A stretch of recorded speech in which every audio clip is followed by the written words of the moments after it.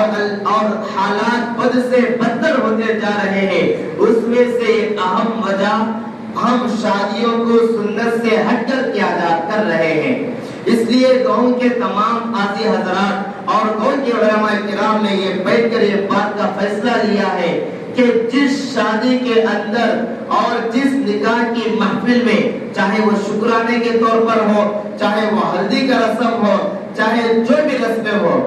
جس شادی میں یا جس نکاح کے مجلس میں ڈھول باجا بجنتری اور دوسروں کو لا کر نچوانا، اگر یہ ناجائز کامیں ہوں گے تو میرے بھائیوں تمام قاضی حضرات نے بیٹھ کر فیصلہ کیا ہے کہ ان کا نکاح نہیں پڑھایا جائے گا،